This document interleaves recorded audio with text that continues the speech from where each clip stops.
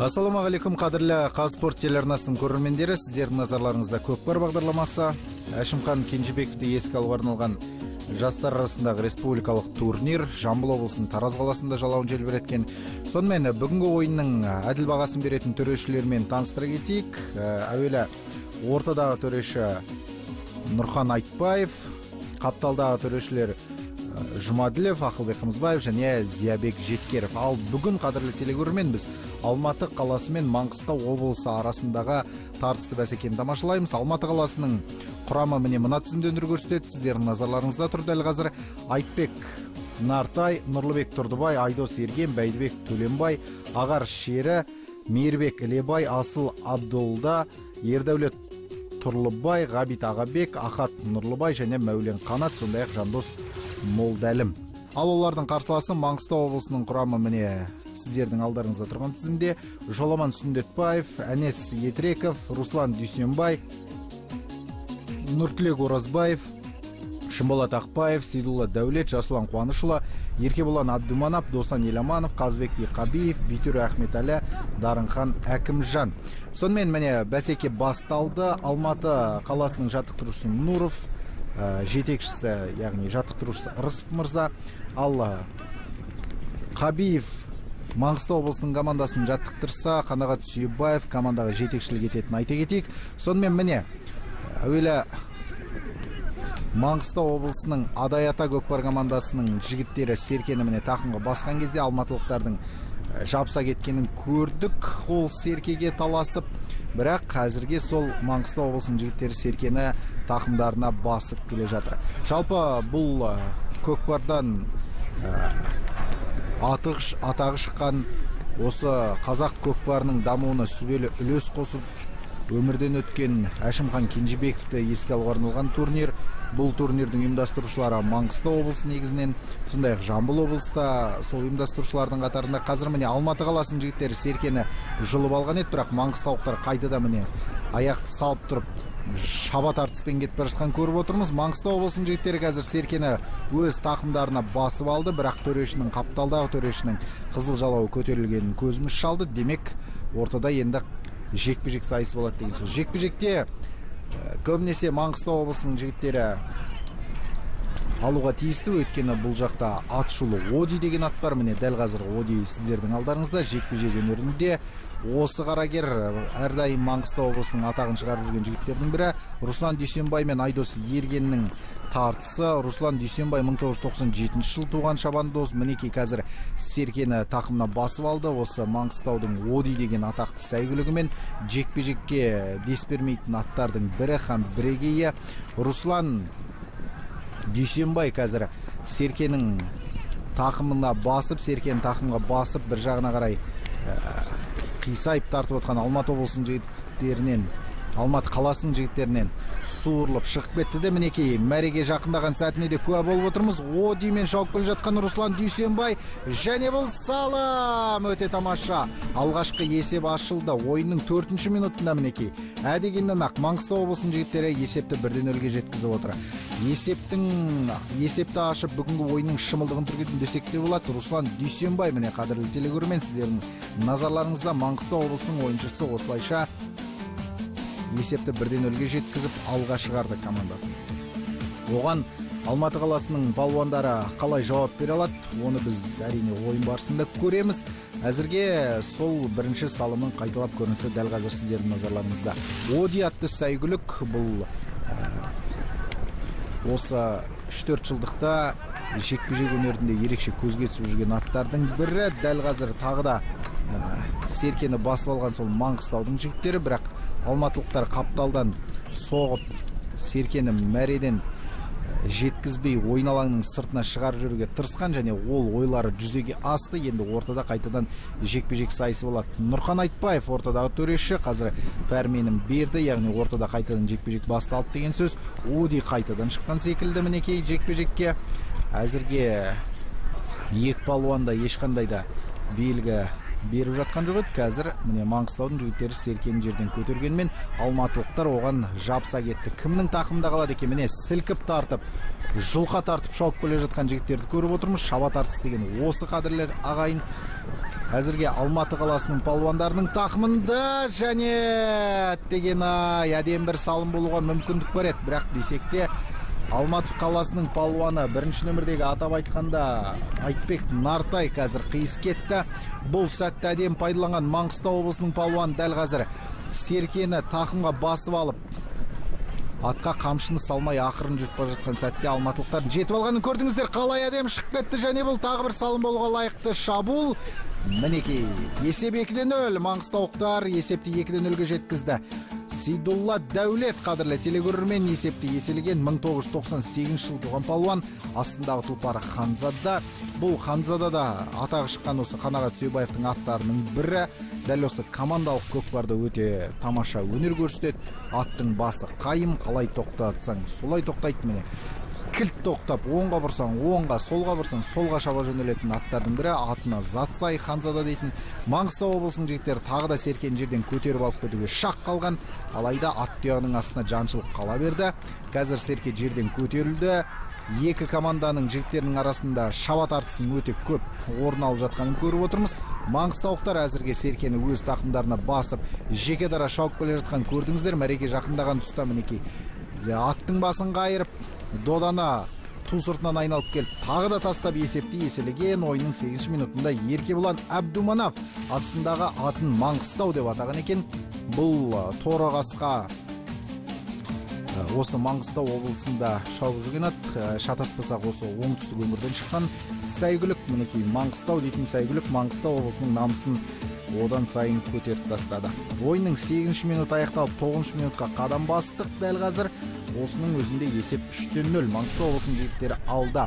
Арана ашылып кеткен адамдарша мінекей көрдіңіздер ғой маңғыстаулықтардың қайта-қайта салымды еселеп жатқанын, және бұл жігіттер қандай жағдайда болмасын тез еш жинап үлгеретін қасиеттермен ерекше маңғыстаулықтар. Міне қазір тағы да сол Маңғыстау облысының жігіттері Серкен тақымға басқан қойы жеке дара міне мәреге жетті. Бұл салым болар ма екен? Жоқ, алматылықтар әдемі қорғана білді. Қапталынан қағып, Алматы қаласының палуандар қазір Серкені лезде жерден іліп кетпесе, маңғыстаулықтар есепті еселеп кететін тағы да түсінікті жағдай.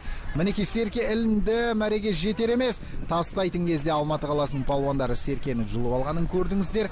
Енді алматылықтар әдемі бір шабуылды ұйымдастыруға мүмкіндік алған сәтте Серкені қайтадан жерге түсіріп алды. Бірақ төрешінің дәл қазір ысқырығы естілді. Өйткені Серкені біз ойын алаңының сыртынан көріп тұрмыз, қадірлі телегөрермен.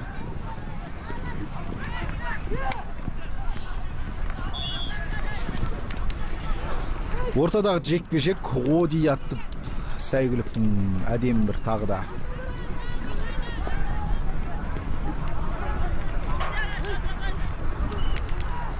өнер көрсеткенін тамашалап едік. Бірақ Алматы қаласының палуаны өзінің ептілігімен көзге түсті. Көрдіңіздер ғой. Боз атпен міне мәреге жақындаған Алматы қаласының палуаны, бірақ Серкені соңына дейін өз тақымында ұстап тұра алмады. Командалық әріптестеріне қалдырып кеткен болатын. Алайда Маңғыстаудың жігіттері Серкені жерден жұлқа тартып көтеріп алғанын көрдіңіздер. Және жеке дара мәреге қарай шауып бара жатқан сәт тақымында Серке Маңғыстау облысының палуанының жеке өзі бара жатыр. Бұл Еркебұлан Әбдуманап болуға тиісті қайтадан. Жоқ, Сейдулла Дәулет мінекей қайтадан Серкені түсіріп алғанын көрдіңіздер. Мәренің тура түбіне келген кезде әрине түсіргенде әдейі түсірген жоқ. Серкені мәреге тастаған, бірақ сырғып мәреден өте шықты. Енді әрі қарай шабуылды маңғыстаулықтарға жалғастыру керек. Міне ойын алаңының тура жиегіне барған кезде атты әдемі тоқтата білді. Қапталмен мәреге қарай жақындап келе жатқан сәтке куә болып отырмыз. Қалай болар екен? Міне мәренің үстінде және бұл салым, қадірлі телегөрермен. Есеп 4-0. Сейдулла Дәулет тағы да есепте еселеп кеткен. Астындағы тұлпарының Ханзада екенін айттық. Міне Ханзадамен ойынның 12 минутында 4-ші салым салып отыр. Бүгінгі ойында Ханзаданың осы 2-ші салымы, қадірлі телегөрермен. Бұған дейін Оди салды, одан кейін Маңғыстауды тізгіндеген палуан Еркебұлан Әбдуманап салған болатын. Енді міне Сейдулла Дәулет есепті 4-0-ге жеткізіп отыр. Қайталап көрінісінде қарасаңыздар, өте әдемі шабуылды ұйымдастыра білген маңғыстаулықтарды көреміз.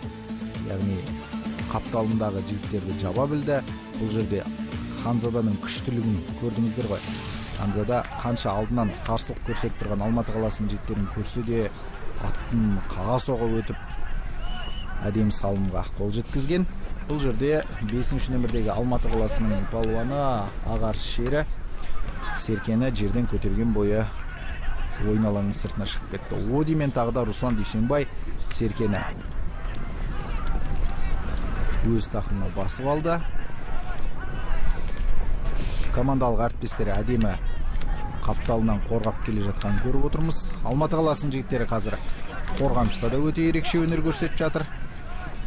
Мәреге жақындаған тұста Серкені жерге түсіріп ала жаздаған маңғыстаулықтар ойын алаңының сыртына Серкемен қоса шығып кетті. Енді ортада қайтадан жекпе-жек сайысы болады. Жекпе-жек сайысы бұл маңғыстаулықтар үшін үлкен олжа десек те болады, өйткені өздерінің қарамағында Оди атты керемет сәйгүлік бар, бірақ көп шаршата беруге де болмайтын шығар десек те көреміз. Енді қазір кімнің бағы жанарын.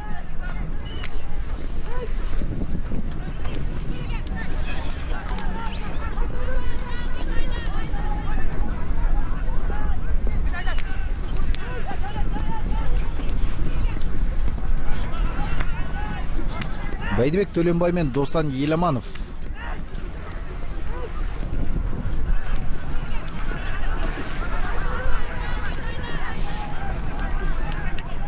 Өзара Серкеге таласқан. Досан Еламанов қазір Серкені жерден көтерді, командалық әріптесіне ұзатып бергенін көрдіңіздер. Міне бұл Маңғыстау атты сәйгүлік. Маңғыстау мен шабуылда Маңғыстау облысының палуандары келе жатыр. Қараңыздар, қандай әдемі тартыс. Қалай болар екен? Алматылықтар тура мәренің түбіне жеткен кезде Серкеге жармасып үлгерді. Тақыммен қосып жұлып алайын деп тұрана палуан. Ту сыртынан айналуға мүмкіндік бар доданың, және салам. Өте тамаша. Есеп 5-0. Ойынның 16-шы минутында Еркебұлан Абдуманов 1996 жыл туған палуан. Астындағы сол Маңғыстаумен тағы да есепті еселеп 5-0-ге жеткізіп кетті. Өте тамаша. Әдемі ойын. Маңғыстаулықтар жиі шабуыл жасап, көп шабуылдарында оң нәтиже беріп жатыр. Қалай пас алмасақ, қалай Серкені өзінің командалық әріптесіне беріп жібереді. Әдемі ойын өрнегін көріп отырмыз. Өте тамаша.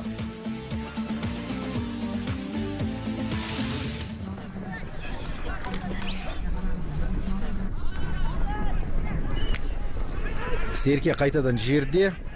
Алматы қаласының палуандары Серкені жерден көтергенмен соңына дейін тақымына басып үлгере алмады.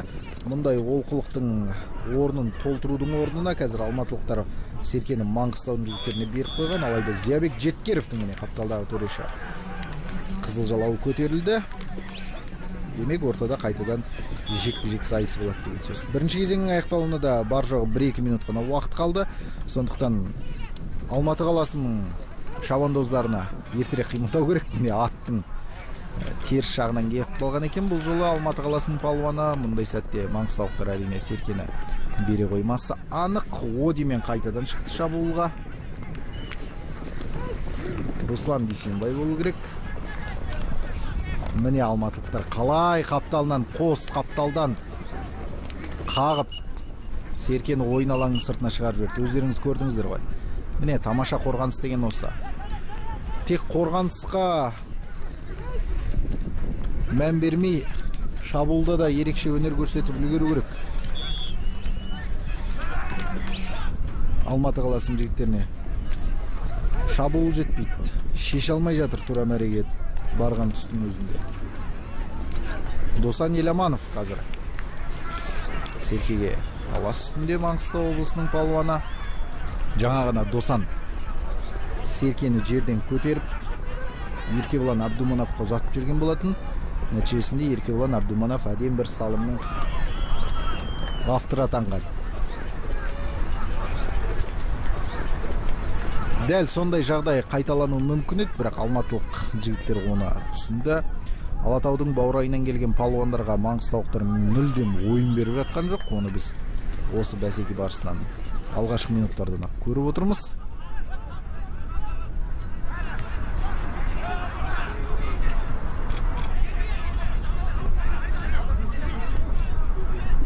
Серке ойын алаңның сыртына шығып кетуге дайын тұрады өзі де. Соны Алматы қаласының жігіттері қазір іске асырды. Ортада қайтадан жекпе-жек.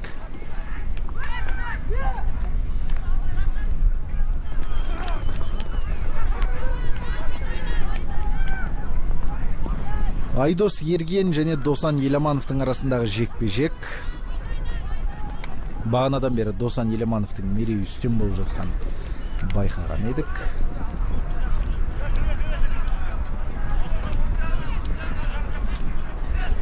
Бұл жолы Айдос Ерген Серкені тақымға басып алды. Енді Айдосқа шабуылға шығу керек. Оған командалық әріптестері көмек қолын созбаса, әрине жалғыз өзі өте қиын бір салымның авторы атаны. Міне босқа шауып жүр. Мінекей әдемі. Бірақ шабуылды жақсы нәтижемен аяқтай алған жоқ.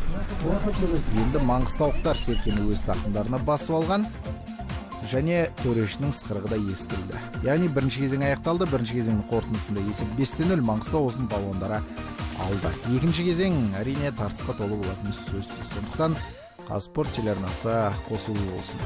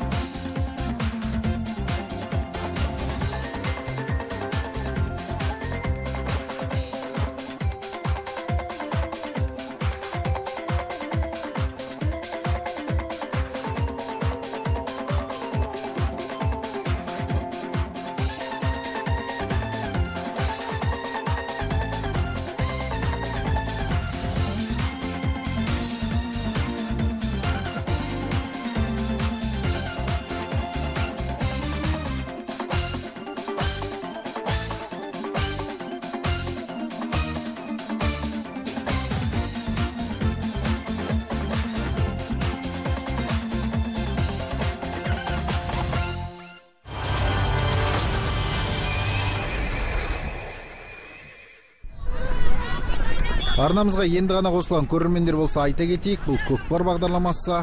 Бұл бағдарламамызда біз сіздердің назарларыңызға Алматы қаласы мен Маңғыстау облысының жастар құрамалары арасындағы тартысты бәсекені ұсынып отырмыз. Және бұл көкпардан Әшімхан Кенжебекті еске алуға арналған жастар арасындағы республикалық турнир. Бұл турнирге 8 команда қатысып отыр бас аяғы. Және солардың арасындағы ең күшті деп саналатын командалардың бірі осы Маңғыстаудың жігіттері. Сондай-ақ Жамбыл облысының қос командасын айтуға болады. Мықтылардың қатарына айтса да айтпаса да түсінікті оңтүстік Қазақстан облысының құлагері бар. Міне сондай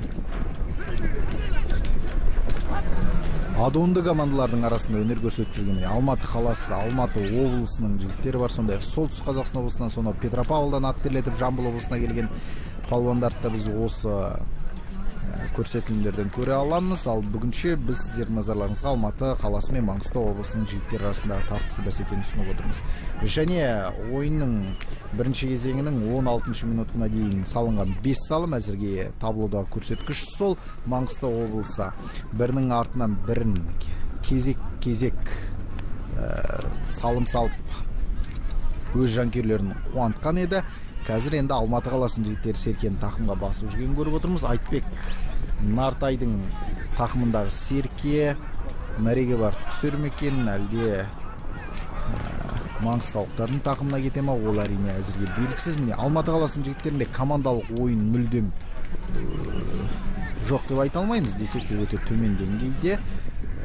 Бір палуан Серкені тақымға әдемі басып алып, өздеріңіз көрдіңіздер. Сол басқан кезде басқа қарсыластың жігіттерін жауып алып Алматы қаласының басқа палуандары жол ашып берсе, онда әдемі бір салымның куәсі болар едік. Алайда ондай бір әдемі көріністі біз көре алған жоқпыз. Енді ортада қайтадан жекпе-жек сайысы. Досан Еламанов міне Серкеге еңкейді де әдемілеп тұрып тақымға басып алғанын көрдіңіздер. Шұбарат Одидің маңына да жуған жоқ. Мінекей тағы да атты әдемілеп тұрып айналдырды Маңғыстау облысының палуаны. Ортадағы шеңберден шықты. Енді барлық команданың жігіттеріне ат салса беруге болады. Маңғыстаудың жігіттері көрдіңіздер ғой, әдемілеп тұрып өздеріне келетін оң жағынан келеді, терістен келмейді.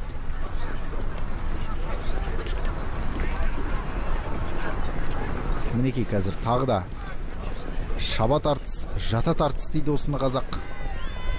Екі команданың жігіттері де Серкені өз тақымына басып алуға барын салып жүр. Тура ойын алаңының сыртына шығып кетуге шақ қалған тұста аттың басын кілт тоқтатып кері бұрып әкеткен ойыншыларды көріп отырмыз. Әлде болса қалың дода ойын алаңның ішінде ары бұрылып, бері бұрылып жігіттер сол Серкеге таласты жүргізіп жатыр. Қазір Серке жерде қалғанын көрдік, және Алматы қаласының жігіттері Серкені жерден көтерген еді, алайда түсіріп алды. Оған тиісінше Маңғыстау облысының жігіттерінде таласы бар екенін көрсетті. Міне маңғыстаулықтар қазір Серкені тақымға басып алды. Әзірге ешқандай да жігіттердің шабуылын көріп отырған жоқпыз. Мінекей жақсылап тұрып Серкені тақымға басып алуға тырысып жатқан Маңғыстау облысының палуаны. Бір шабуылды ұйымдастыруға қазір жойқын шабуылды ұйымдастыруға барын салады Маңғыстаудың жігіттері, алайда алматылық палуандар да Серкеге жармасып алған. Қазір аттың басын тоқтатып қалу керек. Сол кезде алматылықтар қасынан зу етіп өте шығатын еді. Өкінішке қарай Серке қайтадан ойын алаңның сыртына шығып кетті. Енді ортада тағы да бір жекпе-жектің куәсі болғалы тұрмыз.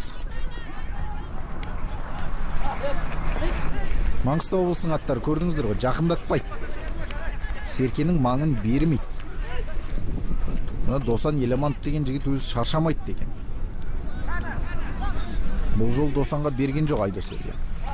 Айдостың да бүгінгі ойындағы ерекше ойын мәнерімен көріп жатқан көріп отырмыз. Міне қазір Жирен айғырдағы жігіт жабу керек еді қарсыласын. Бірақ оған мүмкіндік бере оған жоқ маңғыстаулықтар. Әдемі бір шабуыл. Тағы да Алматы қаласының жігіттері Серкені мәреге кеш тастап қойды және маңынан өте шыққанын көрдіңіздер. Маңғыстаулықтар Серкені өз тақымдарына басып алған. Маңғыстаудың жігіттерінің шабуылы өте қауіпті аяқталып жатқаны белгілі. Қазір атқа қамшына басқаны сол еді. Жүйткіп мінекей тоқтамай, тіпті бұрылмай ойын алаңның сыртына бір-ақ шықты. Ойынның екінші кезеңінің бел ортасына да таяқ қалды. Қазірге ешқандай да екінші кезеңде салым болған жоқ. Десек те бірінші кезеңдегі 5 салым айырмашылығымен 5-0 есебімен нақты айтқан кезде Маңғыстау облысының жігіттері алда келе жатыр. Алматы қаласының палуандар қазір Серкені тақымға басып алған.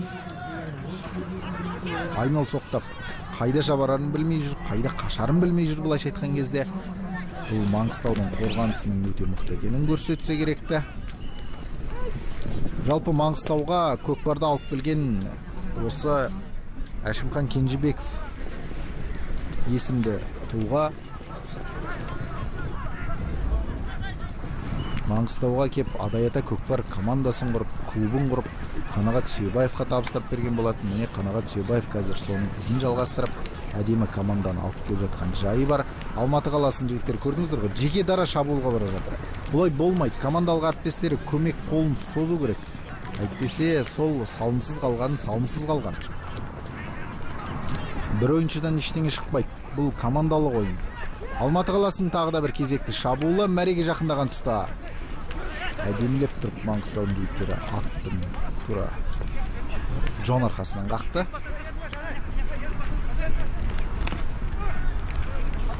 Маңғыстаулықтар мәренің тура түбінде айқасып жатқан көріп отырмыз. Алматы қаласының жігіттеріне кішкене ептілік бұл жер жетпей қалды. Аттың тізгінін кері бұрып, мәреге қарай бұрып нақтырақ айтқан кезде сәл ғана бауырдан тебініп қалған кезде мәренің үстіне бір-ақ барып тоқтар еді. Содан кейін салым салуға мүмкіндік болады. Енді Маңғыстаудың жігіттері қазір Серкені өз тақымдарына басып алғанын көріп отырмыз.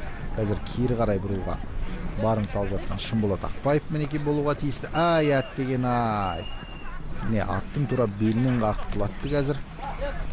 Бұл жерде Маңғыстау облысының палуаны дәнеңеде болмағанын көріп отырмыз. Осылайша тағы да бір әдемі шабуылымен маңғыстаулықтар көзге түсетіндей түрі бар. Мәренің тура түбіне келген кезде Серкені алмасып жатқан секілді. Серке алмаспайтын тұста алмасты. Бірақ көрейік, бұл да бір әдемі айла тәсілдердің бір шығар. Міне, Шымболат Ақбаев болуға тиісті. Салым. Қалай шығып кетті, көрдіңіздер ғой. Астындағы тұлпары Пеле деп атаған екен. Футболдың атақты даңқты ойыншысы Пеленің құрметіне атаса керекті. Пеленің финтін жасады өзді бұл сәйгілік. Қараңыздаршы қазір. Аттың тізгінін қалай бұрады. Және әдемлеп тұрып, мәреге жалғыз өзі келіп әдемлеп тұрып салып кетті. Шымболат Ақбаев дейтін осы оңтүстік Қазақстан облысында Қазығұрт өңірінің тумасы. Сол жақта аты шыққан, даңқы шыққан палуандардың бірі. Жаста болса 1996 жыл туғанын айта кетейік. Тағы да сол Маңғыстау облысының жігіттері Серкені тақымға басып алған Жасұлан Қуанышұлы. Жасұлан Қуанышұлы астындағы Арап дейтін тұлпарымен әдемілеп тұрып шабуылға шыққанын көріп отырмыз. Өте жүректі палуан. Бүгінгі ойынға көп араласпай жүреді. Жасұлан Қуанышұлы міне соңғы сәттерде шыққан екен. Және бұл салым болуға тиісті. Әдемі шабуылдың өтінде Жасұлан Қуанышұлы. Жасұлан Қуанышұлы жалғыз өзі мінеки мәреге келді. Және салым. Өте керемет. Осылай ойнау керек. Ақылды ойыншы Жасұлан Қуанышұлы. Өте керемет өнер көрсетті. Астындағы тұлпары Арап тұқымды ат болғандықтан соның тұқымынан атын бөліп жармайық деген болу керек. Арап деп қойған екен. Есеп 7-0 қадірлі телегөрермен. Ойынның 36 минут аяқталды. Небәрі 4 минут қана уақыт қалды. Бәсекенің өз мәресіне жетуіне және бұл жерде Маңғыстау облысының жігіттерін дәл осы аталмыш жеңісімен құттықтай берсек болады. Өйткені қалған 4 минутта Алматы қаласы жете алмайтын түсінікті жеті салымға. Әрбір минут сайын салым салғанның өзінде 4-ақ салым салып үлгереді. Оған бірақ маңғыстаулықтар бір салым салып кетсе ары қарай тоқтай алмай қалатын командалардың бір екенін біз жақсы білеміз. Бірінші кезеңнің басында да сәл-пәл жүріп бар. Одан кейін бар. Есепті ашқаннан тоқтамай қатарынан 5 салымды бірақ ұрған, бірінің артынан бірі. Енді міне тағы да сол әдемі нәтижелерін қайталайтын түрі бар. 2 салымды 34 минутта, 36 минутта арасында 2 минут салып, керемет 2 салым салып кетті.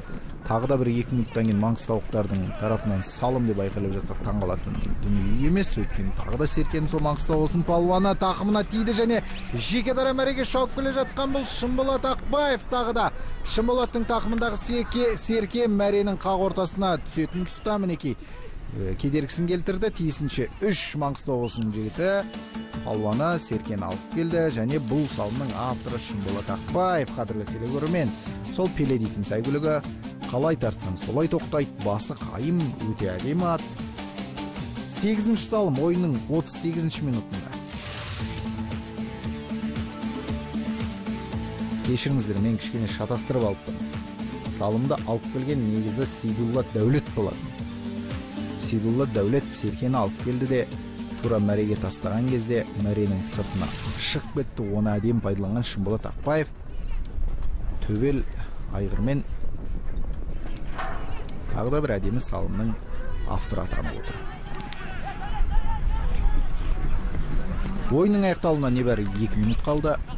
Бұл 2 минутты да маңғыстаулықтар құр жібермейтін сияқты. Өткен Серкеге таластары өте жойқын. Алматы қаласының жігіттері жарайсыңнан басқа айтар жоқ. Соңына дейін күресті. Әйтпесе бірінші таймнан кейін ақ сынып қалатындай ақ жағдай еді. 5-0 дейтін есеп. Енді командалық ойын болғаннан кейін бұл жерде кез келген уақытта есепті теңестіруге мүмкіндік бар еді. Бастапқы 10 минутта екінші кезеңнің әдемі ойын көрсеткенмен Алматы қаласының жігіттері алайда сол 33-ші минуттан кейін қайтадан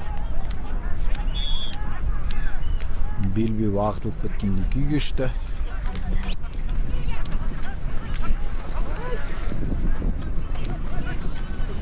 Маңғыстау облысының палуаны қазір Серкені тақымға басуға даяр тұрған. Ортадағы шеңберді айналып Алматы қаласының жігіттері ар шауып, бері шауып жүр.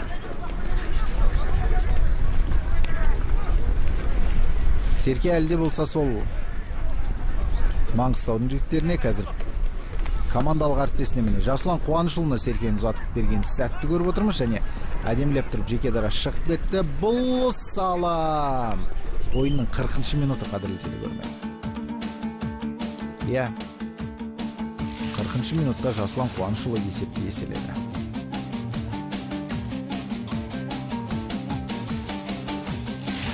Өте керемет. Қараңыздаршы, Серкені алған бойда мәреге жақындады, еңкейіп барып асықпай Серкені тастады, және ол мәренің тура қақ ортасына түскенін көріп отырмыз. Төрешінің ысқырға шалынуға жақын, яғни қорытынды ысқырық шалынады. Екі командаға берілген 40 минут осылайша өз мәресіне жетті, және 9-0 есебімен Маңғыстау облысының жігіттері алда болды. Бұл көкпар бағдарламасы. Келесі кездескенше аман сау болыңыздар дейміз.